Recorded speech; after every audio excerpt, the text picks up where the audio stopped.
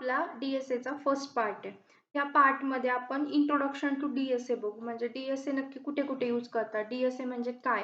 हे आपण याच्यामध्ये बघू. DSA म्हणजे नक्की काय? कॉम्प्युटर सायन्समध्ये डेटाला स्टोअर करण्यासाठी आणि ऑर्गनाइज करण्यासाठी एक स्पेशल फॉर्मॅट आहे. तो म्हणजे डेटा स्ट्रक्चर. तुम्हाला सगळ्यांना डिक्शनरी माहीतच असेल. त्यामुळे आपण एक्झाम्पल डिक्शनरीचं घेऊया. डिक्शनरीमध्ये भरपूर वर्ड्स असतात.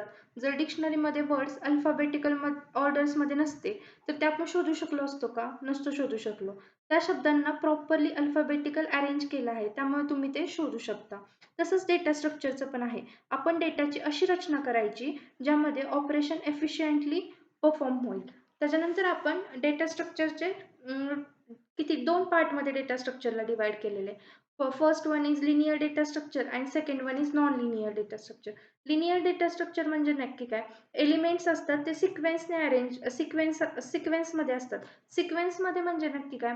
1, 2, 3, 4, 5 असे सिक्वेन्स वाईज. आणि नॉन लिनियर डेटा स्ट्रक्चर म्हणजे काय? ते रँडमली असतात. रँडमली म्हणजे लाइक 4, 8, 10, 12 अँड सो ऑन.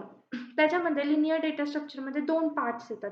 एक स्टॅटिक अँड एक डायनॅमिक. अँड नॉन लिनियरमध्ये ट्री अँड ग्राफ. अँड स्टॅटिकमध्ये येतो अरे आणि डायनॅमिकमध्ये 3 येतात. Queue, stack and link list. हे आपण पुढच्या पार्टमध्ये बघणार आहोत.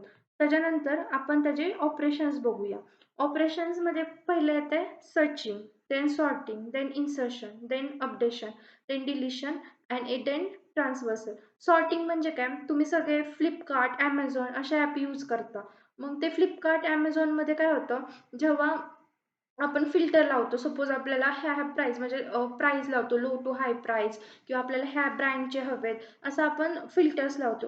हे फिल्टर्स कसे परफॉर्म होतात, तेव्हा तिथं सॉर्टिंग यूज केलेलं असतं.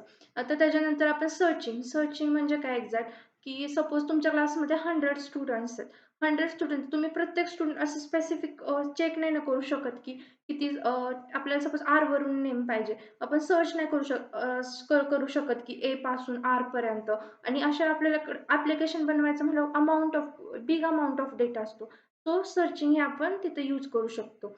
आणि त्याच्यानंतर आपण नीड काय आहे DSAची एक्झॅक्ट. जेव्हा आता आपण ॲप्लिकेशन बनवतो. आता खूप मोठे-मोठे ॲप्लिकेशन बनवतो. त्या ॲप्लिकेशनमध्ये data day by day increase होत जातो. मग ते ॲप्लिकेशन हँग नाही व्हायला पाहिजे किंवा ते कॉम्प्लेक्स होत जातं. त्यासाठी DSA यूज करतो. अँड मल्टिपल रिक्वेस्ट किंवा डेटा सर्च करण्यासाठी आपण DSA यूज करतो. Thank you.